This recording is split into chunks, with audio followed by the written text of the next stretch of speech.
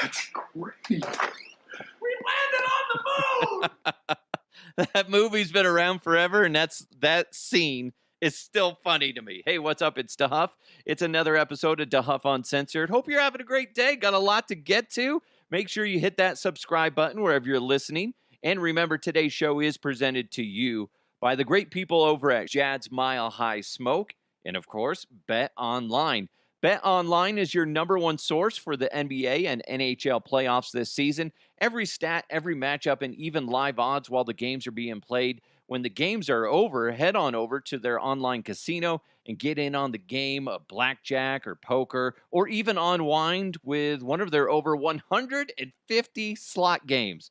Head to betonline.ag right now and get in on all the action. Don't forget to use promo code BLEAV, BLEAV, for your 50% welcome bonus on your first deposit. Bet Online, the game starts here. And speaking of starting, let's fire it up. Let's hit in. Let's hit in. Hit in. Let's get into those headlines. Let's go! Let's go! And now, here are the headlines. That musical solo, you usually have to pay extra for that. I just gave it to you for free. You're welcome. You're welcome. You're welcome. This is crazy to me to think about. So there's an alligator missing after a petting zoo brought it to a Kansas City school. And then animal services were called out to find an alligator that went missing at that Kansas City school. It's at a middle school. The event happened about just over a week ago. And the agency said the school did not have proper permits to have the animals at the event. It's like, come on, dude. You're not even supposed to have an alligator there. Then you lose the alligator. It's a 14-inch alligator. It's not like it's ginormous. But, I mean, it's going to cause some damage if all of a sudden somebody's eating their lunch outside on a picnic table, then whack. Because who knows? It's probably not even on the school grounds anymore. It probably made its way somewhere else. Because they've been looking for it for over a week now. And as I'm doing this show, they had an update saying, as of this time, the missing alligator has not been located, nor have there been any sightings or reports. We have suspended our on-ground search efforts. We will continue to patrol the area around the middle school. Oh, how stupid. How stupid. Somebody's getting fired. We're not going to... Here's what's... One, it's sad because the alligator's mouth is taped shut for the safety of the students, right? For demonstration purposes. They didn't say how it just got up and disappeared.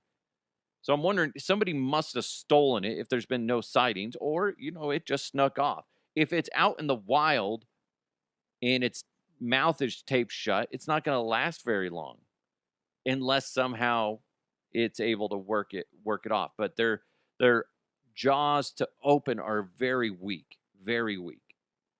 Obviously, clamping down is another story where they can cause some freaking damage.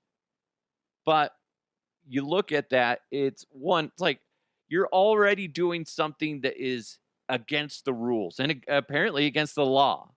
Because I believe I read that in Kansas City, it is illegal to have an alligator. Not allowed to have one without a permit. And then they're breaking the rules, breaking the law, and then they freaking lose it. And somebody's just like, dude, we're supposed to get a permit for this. What's the worst? Nobody's going to find out. Nobody's going to find out. Then you lose it. And you're like, somebody's going to find out. Somebody's going to find out. Oh, my God. What an idiot. What an idiot. It's going to suck, though, if it is wandering around. At least it's summertime and there's warm weather and it's not going to have to deal with any cold snaps or anything like that.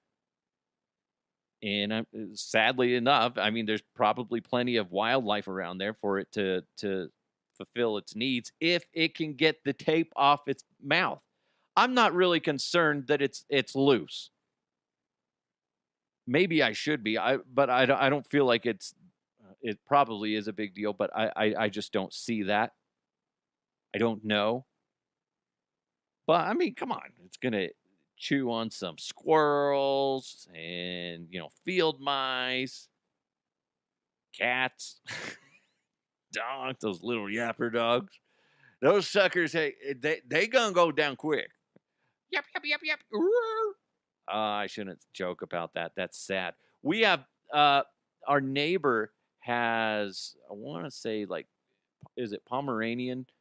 She has like 3 or 4 of them. Cute dogs, noisy as shit, right? Noisy as shit.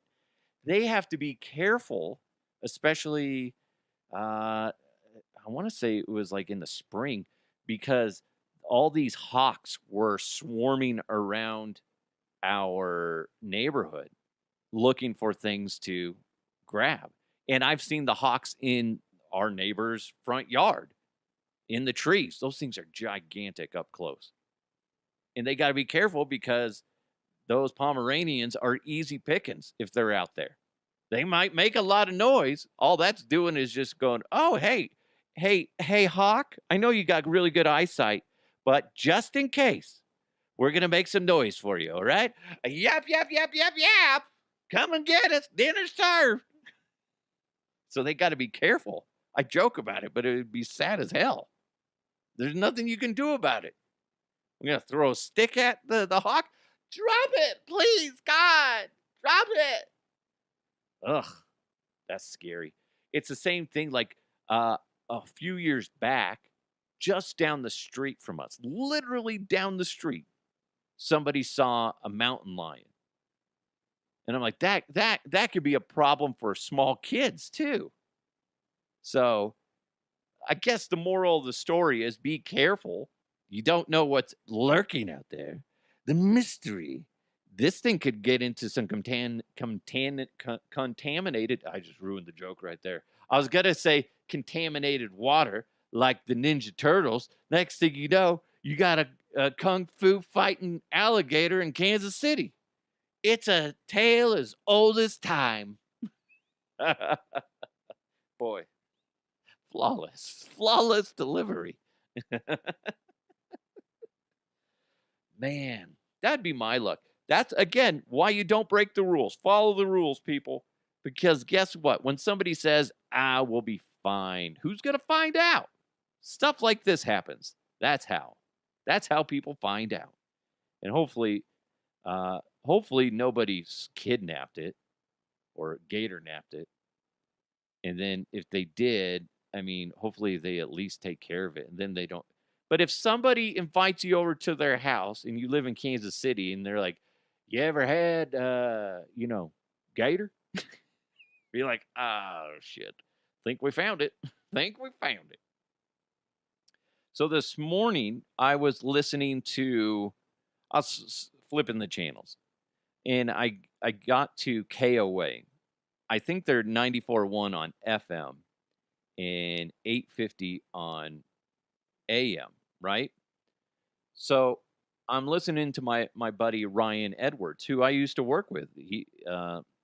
I taught him how to be a producer. He actually got, it's funny because I sent him a text after I was listening to him because he was doing a guest appearance on their morning show. And I was like, you sounded good. Good job, blah, blah, blah. You've come a long way type of thing. And I'm really proud of him because there was a point where he wasn't sure if he wanted to stick it out in radio. And now he's a host of a show. And he's been a host for a while, for a few years now, and doing a great job. But anyway, so he's like, yeah, I've come a long way since getting yelled at by Rich Eisen on the phone while you're in the background laughing.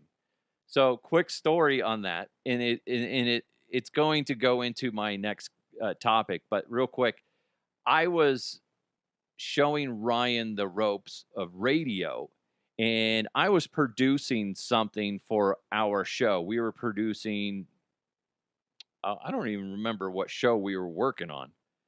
But anyway, before our show, there was a live syndicated show, the Jim Rome Show. and we didn't have to do anything. So that was all taken care of with the computer. So we're just sitting in the control room, and I just turned. I don't want to listen to Jim Rome. No offense. I just talk to me, clones. What is up? Hey, Jim Rome. Let's talk about it. Don't think so. Blah blah blah. I'm not a fan of Jim Rome. I've met him once. He's a good guy. It's not my cup of tea, and that's fine, right? So we turned down the volume in there so we don't have to hear it.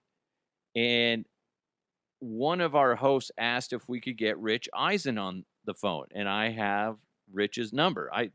As a producer, I have a lot of crazy numbers in my phone, right? So Ryan, being an eager beaver and wanting to help out, he's like, "Hey, Duff, can I call Rich and try to book him?" Sure you go, fella.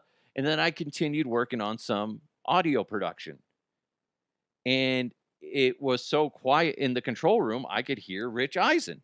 So Ryan calls him. Keep in mind, it's like 11 or 12 o'clock in the lunchtime. So Ryan's like, "Hi, Rich. It's Ryan Edwards from 104.3 The Fan in Denver, blah, blah, blah."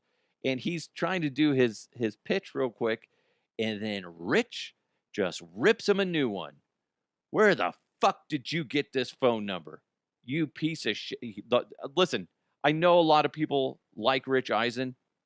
This is just another example of bad interactions with him.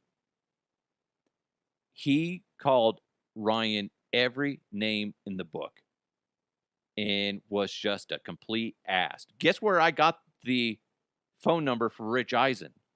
From the NFL. They have a directory that they put out every year. That's where I got the phone number. So, Rich, be mad at them. They're the one that put your phone number out there. But he is just shredding Ryan. And since we have the volume down in the control room, I can hear everything. And Ryan is just taking it, and his face is bright red. And I start cracking up, and I'm like, what the fuck? What a dick. He was an asshole to Ryan. Lose this fucking number, I believe, is the last thing he said. And Ryan's just looking at me like, what? And I've told you before, I've had a couple run-ins with Rich where, I mean, to big names, he's very kind. When he talks to behind-the-scenes people, unless you're kissing his ass, big time, he's a complete prick to you. Don't mind saying that. Don't mind saying that. It's not just me saying it. It's other people as well. So I thought that was funny. So anyway, I'm listening to Ryan Edwards, the guy that was famously in a small circle ripped apart by Rich Eisen. And I'm listening to Ryan, and he's talking about something that's going to occur in the NFL, most likely. The NFLPA is reportedly proposing major changes to the offseason schedule. And I kind of like it. The OTAs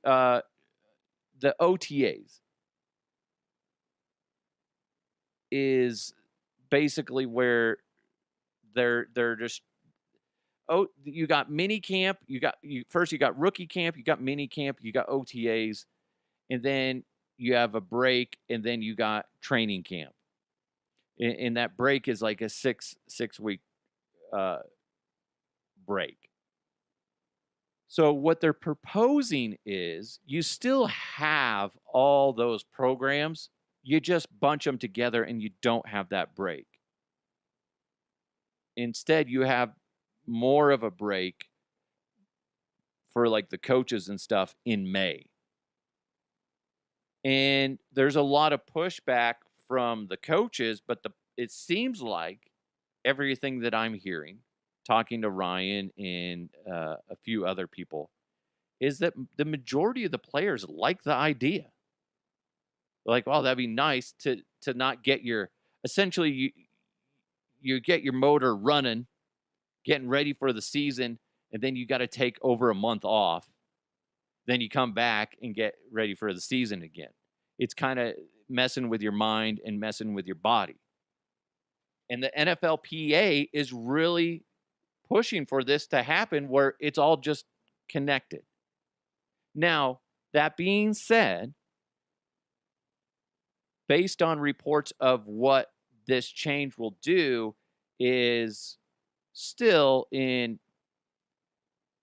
let's see, probably in May, in June, you'll probably still be having players in the office essentially going over playbooks and stuff like that.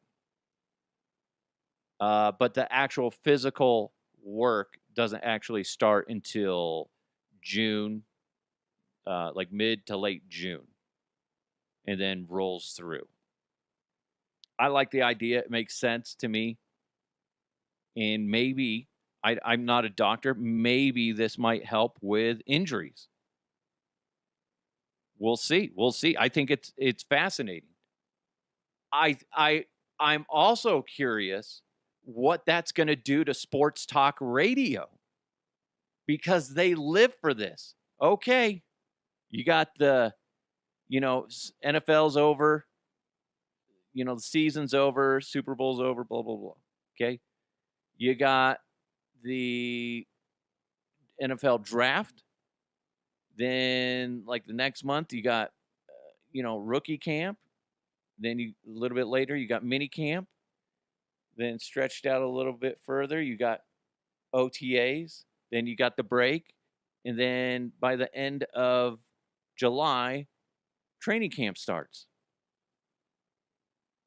So what is going to happen now? So it's spread out nicely for sports talk radio, especially. It's giving them a lot of content scattered out. Well, what's going to happen now is there's nothing really to talk about if they're in class studying playbooks. You don't have reporters going there and at least trying to get making something out of nothing when you're looking at, some basic scrimmages and basic route running and stuff like that. They're not going to have that until late June. Now you're going to have this even bigger dead spot for sports talk radio that has a hard time, especially if they're teams that have a hard time, or excuse me, if there are stations that have a hard time talking anything other than the Broncos. And I'm kind of talking to locally here in Denver, 104.3 The Fan.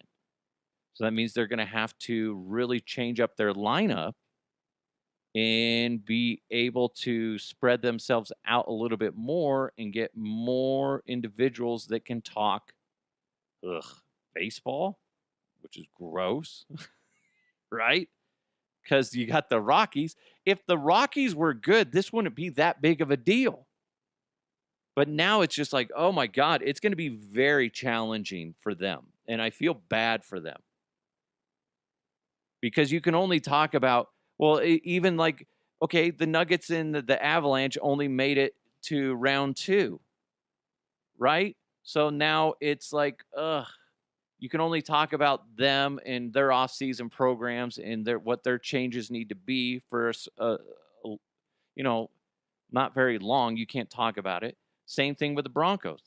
You're just, I think if anything, this is good news for individuals like me in this program where we can talk about everything.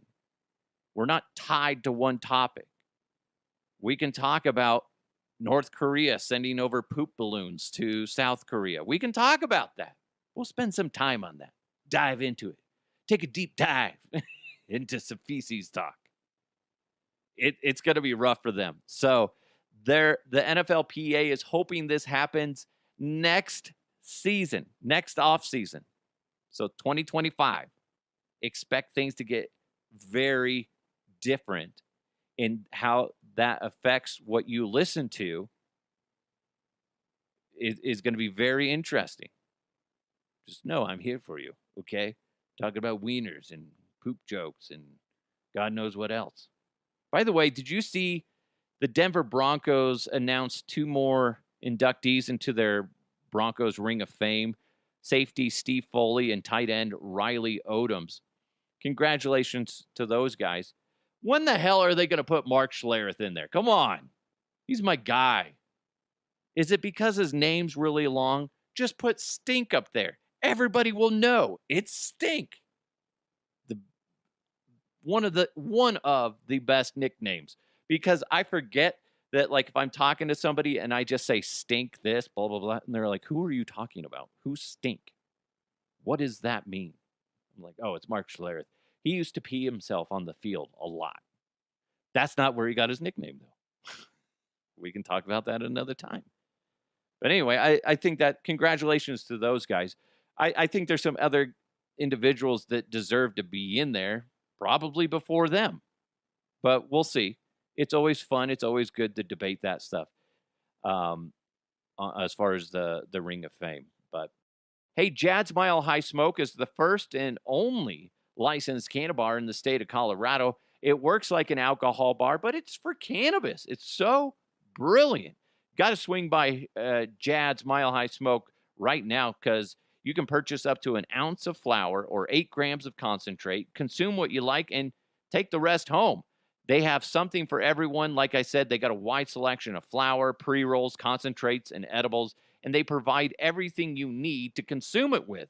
They have 7 big screen TVs, so when you're hanging out, you can watch your favorite sporting event, maybe host a watch party, or you could just rent a Nintendo Switch and hang out, do that. They got some bean bags and some cushy chairs. It's so freaking nice. And they even have a quarter arcade with pinball machines, vintage Street Fighter, and Mortal Kombat. It is the place to be, to just chill and focus on you. They're open daily from noon to 10. Happy hour runs from noon to 4:20 Monday through Friday. Jad's Mile High Smoke, it's just 9 minutes from Coors Field. You got to be at least 21 or older to consume. No outside product. Just buy it there. Jad's is at 7667 Washington Street. Just GPS to Jad's. I don't know if you saw this, but it's about freaking time. Amazon Fresh is joining Walmart and Target in correcting their pricing. They like jacked up prices, and then all of a sudden they realized sales were going down. People were pissed off. Well, now they're realizing, shit, we're fucking over our customers. So they're slashing prices on right around 4,000 items. And that's a good thing for us. Expect more companies of that magnitude to do that. It's going to be harder for smaller companies, smaller entities, whether it's a grocery store, department store, or a restaurant, to do the same thing. It'll be harder for the smaller entities to do that. But these big ones, they can afford to do that. And it's nice to see that they realize, like, dude, we got to be the good guy for once. We got to not be the giant dicks and be a polite dick, okay? Be a polite dick and think about your customers. So that's good that they're doing that. Because I don't know about you, but it's so defeating. Like, my wife sent me this article. She's like, there's a good percentage of American society right now that thinks that eating out is a luxury expense because prices are getting so high. And it's a double-edged sword. There's only so much they can do. We've talked about it a lot. I'm sure you're kind of tired of it. But that's what you guys get. When people are saying you got to increase wages, that's a big part of it. You know, in it's a vicious cycle. It's a very vicious cycle. So hopefully this kind of balances out, and hopefully what happens is things start to deflate and prices go down. And hopefully what that means too is it spreads out, and smaller companies are able to compete with that, and they're able to lower their prices too as well, so they're not hurting themselves financially. Because If I go to a mom and pop store and it's significantly more money to go in there, I'm probably not going to go in there unless it's really, really good. This also goes back to, listen, if you want to charge more money on especially food at like a restaurant, you better be making it really good, and I better have a good fucking experience. I get so frustrated when you are spending a decent amount of money and the people that are serving you act like they wish you would die. Like, I was at the Gaylord. Sorry. Got bad customer service there. Everybody except for this one person was great. And that one bad apple just fucking ruined the day for me. And she was just being snotty to me and several other people. Everybody else, super freaking nice. One bad apple can screw it up for your company. I'll go back. I'm not saying don't go there. I'll go back. But that's what you got to be careful of when you're running a company.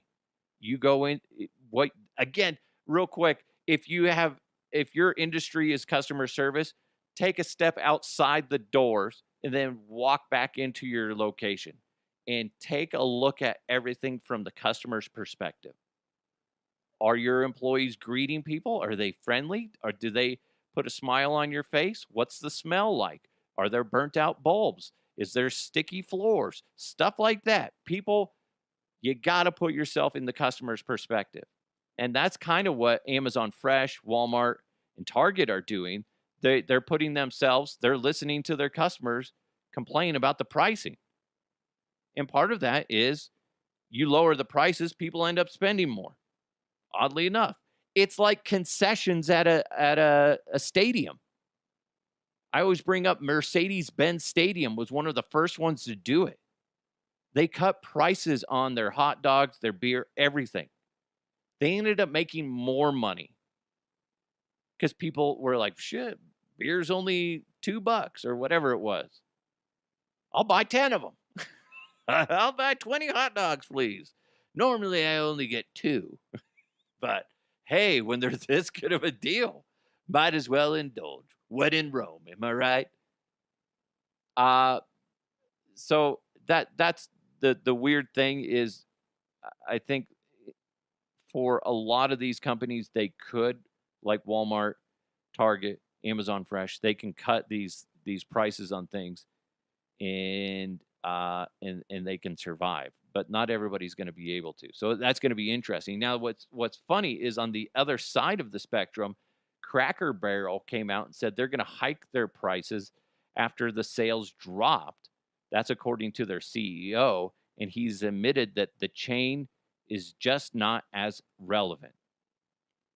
Yeah, I think that's. I went in there. I didn't think it was that it reminds me of like when I go in there with all the smells and stuff. It's very cluttered. It feels like you're going to an old person's home. At least the one I went to, and I imagine they're all somewhat the same. And I feel like the people that frequent Cracker Barrel tend to be the older generation. And let's be honest, the hard truth is a lot of those people are dying off. So that's another reason why your sales are dropping. So I think Cracker Barrel, their food is good. You need to do an overhaul because it just appeals to the older crowd and you're not working towards getting the newer generations in there. I remember in media, you realize that maybe you're really good in one older demographic, but then after like say 5 to 10 years, you realize we're losing those people. They're dropping off. They're dying. They're moving. Whatever. Blah blah blah. There's so many reasons why they could drop off, and then you realize you're not getting new ones in that demographic, even though you should be. It should just be evolving. Well, you weren't working on the younger generation coming up and replacing those people. So then you got this problem of, well, shoot, we weren't appealing to the younger generation and we were only appealing to the older generation. Now the older generation is gone and now we're stuck with nothing, essentially, other than our dicks in our hands, basically, is what it is. So that's kind of what I feel like that's what Cracker Barrel did. They weren't focusing on the upcoming customers. They were only focusing on the customers they had. So it'll be interesting to see what they do and see if they overhaul and try to just clean up because it is very clustered in there. I don't like going to Cracker Barrel because it smells like an old person's home and it looks like an old person's home. And that sounds like a dick thing to say, but it's true. So anyway, you know what we need to do right now? Let's jump into the mailbag. Mailbag. You've got mail. I put out on X, I said, hey, give me some random thoughts. And Nate Lundy, a guy that I work with, used to be my boss, and now we're partnered up. He's over at Mile High Sports, runs the whole thing. A genius, some might say. Mostly him. But he wrote in, he gave me two things. He said, why do we drive on a parkway and park on a driveway? The only answer I got for you, Nate, is most likely when they started naming parkway and driveway, that was probably in the era where, it was frequent that like you could go to the market and you could buy a bottle of like opium or cocaine in a bottle, whatever, all those things. That's probably why people were high off their minds when they're like, let's call this where we park our cars the driveway. Yeah, it's a good idea, man. Where we drive, let's call that a parkway. Man, you're brilliant. Right? That's the only thing I can guess. I don't know. It makes no freaking sense. No sense at all. Then he followed up with, why would Santa choose reindeer? Caribou, elk, and moose are all bigger and stronger. He simply was infatuated with that fool's blinking nose and chose the weakest of them all. I imagine he yelled that when he wrote it. Arrgh! Angry typed it. That's a very good question. He had a thing, I don't know. He has a fetish for reindeer, I guess. I don't know. Yeah, moose are ginormous. There's a moose at the Cheyenne Mountain Zoo down in Colorado Springs, and it was standing up one of the times I was there, and boy, that is scary. That is intimidating. Santa is a crack. Speaking of doing drugs, Santa Claus, you crackhead. That's probably Nate. Maybe that's why he chose them. He chose the reindeer because they were easier to obtain. They're like, it's smaller. Not gonna put up a big fight. That is kind of funny. It'd be funnier if like Santa had. To be honest, it would have been great if he had polar bears. I'm surprised they didn't do polar bears. And then if like kids get out of hand and be like, oh, this kid's a little shit. He doesn't get anything. And then they're like, release. What are some of the reindeer's names? I don't want to say Rudolph. Release Blitzen. And then he unhooks Blitzen. Then everybody like turns away from the potential drama that's about to unfold. And then Blitzen just shreds. Then he comes back, and his coat is no longer white. It is a pink hue. Oh, God. And that's why I don't write children's stories. Fucking Santa.